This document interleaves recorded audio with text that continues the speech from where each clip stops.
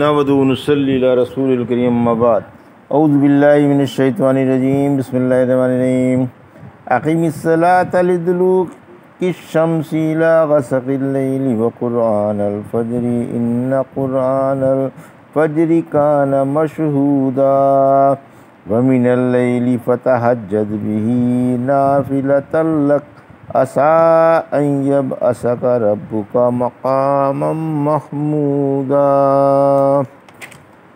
وقل رب ادخلنی مدخل صدق واخرجنی مخرج صدق واجعل لی من لدنک سلطانا نصیرا وقل جاء الحق وزهق الباطل ان الباطل کان زہوقا۔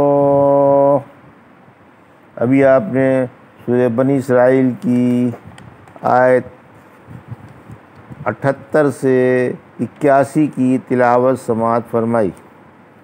ان آیتوں کا ترجمہ اور تفسیر اس طرح ہے: اقیم الصلاۃ لدلوک الشمس الی غسق اللیل وقرآن الفجر ان قرآن الفجر کان مشہودا۔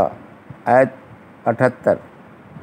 ومن اللیل فتہجد بہ نافلۃ لک عسیٰ ان یبعثک ربک مقاما محمودا۔ آیت 79۔ ترجمہ: سورج ڈھلنے کے بعد سے رات کے اندھیرے تک نمازیں پڑھیے اور صبح کی نماز بھی۔ واقعی صبح کی نماز حاضر کی گئی ہے اور تھوڑی سی رات میں تہجد کی نماز پڑھیے، جو آپ کے لیے ایک زیادہ چیز ہے۔ یقیناً آپ کو آپ کا رب مقام محمود میں بھیج دے گا۔ یہ تھا ترجمہ سورہ بنی اسرائیل کی آیت 78 اور 79 کا تفسیر۔ وقت پر نماز پڑھنے کا حکم۔ رحمت عالم صلی اللہ علیہ وسلم کے واسطے سے امت کو وقت پر نماز پڑھنے کا حکم ہے۔ دلوک یعنی زوال ہونا۔ اس کی تائید جابر والی روایت کرتی ہے۔ جابر رضی اللہ عنہ فرماتے ہیں، ایک دفعہ میں نے رحمت عالم صلی اللہ علیہ وسلم اور آپ کے ساتھ ان صحابہ کی دعوت کی جنہیں آپ اپنی مرضی سے لے آئیں۔ چنانچہ سب حضرات نے میرے گھر کھانا کھایا۔ پھر جب سورج ڈھل گیا تو وہ چلے گئے۔ پھر رحمت عالم صلی اللہ علیہ وسلم نے نکل کر فرمایا، ابو بکر چلو، دلکت الشمس یعنی سورج ڈھل گیا ہے۔ وقت پر پنجگانہ نماز سے پڑھنے کا حکم۔ معلوم ہوا کہ دلوک سے زوال مراد ہے۔ اس صورت میں اس آیت میں پنجگانہ نماز کے اوقات آ گئے۔ زوال آفتاب سے لے کر رات کے اندھیرے تک ظہر، عصر، مغرب اور عشاء آ گئی، اور قرآن الفجر میں صبح کی نماز آ گئی۔ رسول اللہ صلی اللہ علیہ وسلم کے اقوال و افعال سے تواتر کے ساتھ پانچوں نمازوں کے اوقات ثابت ہیں، جن کے مطابق آج تک الحمدللہ مسلمان نمازیں ادا کرتے ہیں اور نسل در نسل بزرگ اسی پر عمل کرتے چلے آئیں گے۔ صبح اور عصر کی نمازوں میں فرشتوں کا اجتماع۔ پھر فرمایا کہ صبح کی نماز میں فرشتے حاضر ہوتے ہیں۔ اس آیت کی تفسیر میں رحمت عالم صلی اللہ علیہ وسلم نے فرمایا کہ اس نماز میں رات اور دن کے فرشتے حاضر ہوتے ہیں۔ فرمایا جماعت کی نماز بے جماعت والی نماز سے 25 درجے بڑھی ہوئی ہے، اور صبح کی نماز میں رات کے اور دن کے فرشتے حاضر ہوتے ہیں۔ اگر تم چاہو تو یہ آیت پڑھ سکتے ہو، ان قرآن الفجر کانا مشہودا۔ فرمایا تم پر باری باری رات کے اور دن کے فرشتے آتے رہتے ہیں اور صبح کی اور عصر کی نماز میں جمع ہو جاتے ہیں۔ پھر رات والے فرشتے آسمان پر چڑھ جاتے ہیں اور ان کا رب ان سے پوچھتا ہے، حالانکہ وہ خوب جانتا ہے کہ تم نے میرے بندوں کو کس حال میں چھوڑا۔ وہ عرض کرتے ہیں کہ ہم ان کے پاس نماز پڑھنے کی حالت میں پہنچے تھے اور انہیں نماز پڑھتے ہوئے چھوڑ آئے ہیں۔ آیت 79۔ تہجد کا بیان۔ رحمت عالم صلی اللہ علیہ وسلم کو علاوہ فرائض کے تہجد کی نماز کا بھی حکم ہو رہا ہے۔ چنانچہ آپ سے پوچھا گیا کہ فرض نماز کے بعد کون سی نماز افضل ہے؟ فرمایا رات کی نماز۔ اسی وجہ سے اللہ نے فرائض کے بعد آپ کو تہجد کا حکم فرمایا۔ مقام محمود۔ پھر فرمایا یقین ہے کہ آپ کا رب آپ کو مقام محمود عطا فرمائے، یعنی آپ یہ نماز پڑھتے رہے، ہم آپ کو قیامت کے دن اس جگہ کھڑا کر دیں گے جس جگہ کھڑے ہونے سے تمام دنیا اور آپ کی تعریف ہی تعریف کرے گی۔ اور خود خالق بھی تعریف فرمائے گا۔ کہتے ہیں کہ مقام محمود وہ خاص مقام ہے جو قیامت کے دن رحمت عالم صلی اللہ علیہ وسلم ہی کو ملے گا، اور آپ تمام محشر والوں کی رب سے سفارشیں کریں گے کہ ان کا حساب لے لیا جائے اور موجودہ پریشانیوں سے انہیں نجات دے دی جائے۔ چنانچہ حذیفہ رضی اللہ تعالیٰ کا بیان ہے کہ اللہ ایک کھلے میدان میں لوگوں کو اس طرح جمع فرما دے گا کہ اعلان کرنے والے کی آواز سب تک پہنچ جائے اور سب کو دیکھنے والا دیکھ لے۔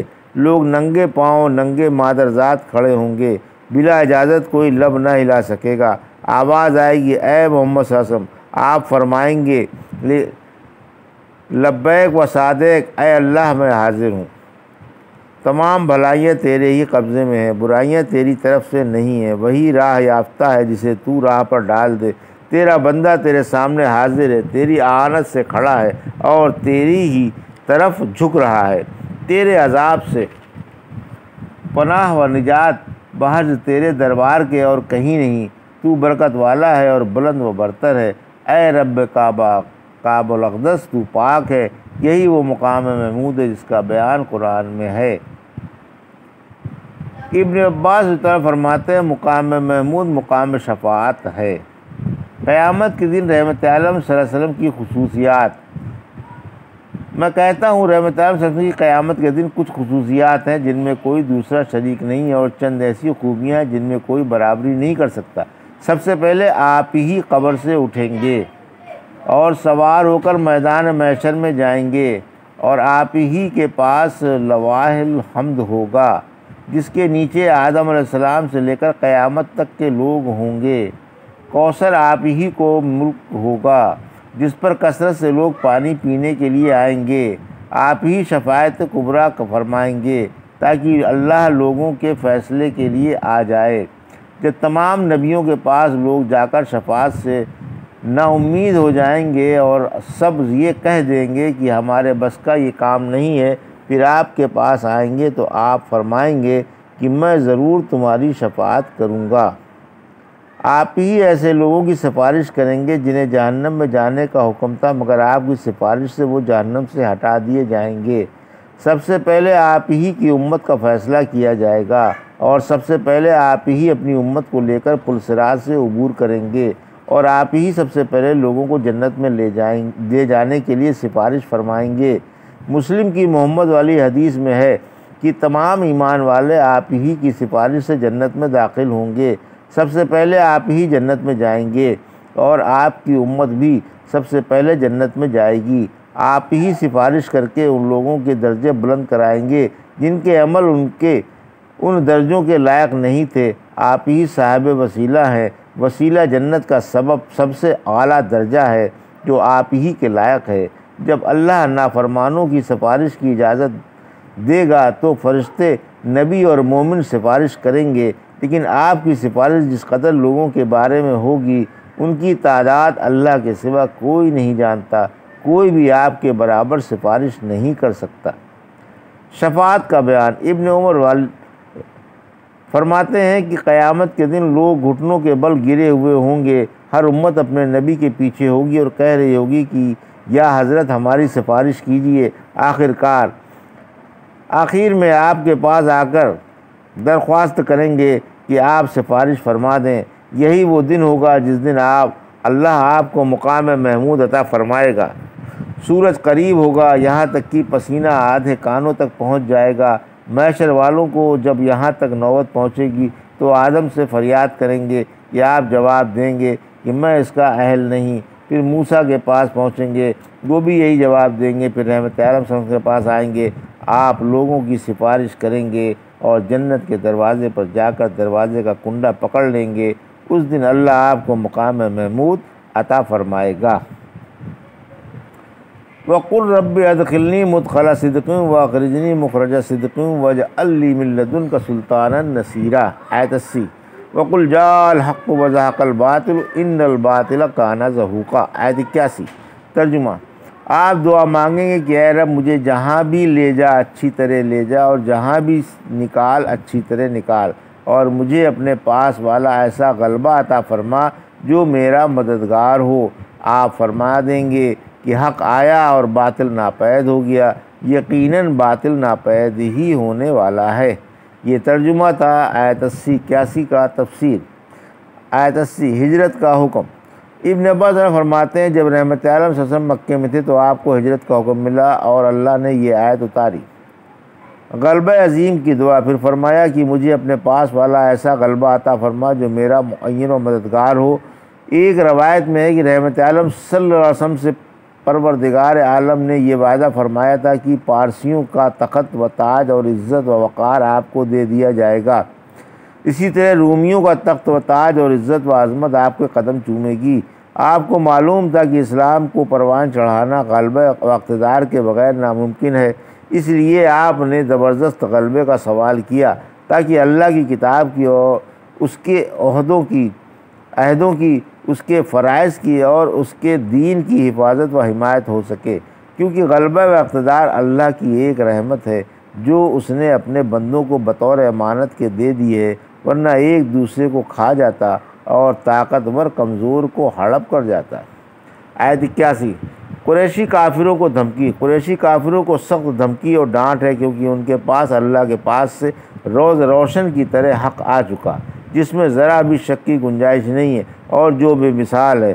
قرآن نفع بخش ایمان اور مفید علم ظاہر ہو چکا اور مشرکوں کا باطل ناپید و نابود ہو گیا، کیونکہ باطل حق کے مقابلے پر نہیں ٹھہر سکتا۔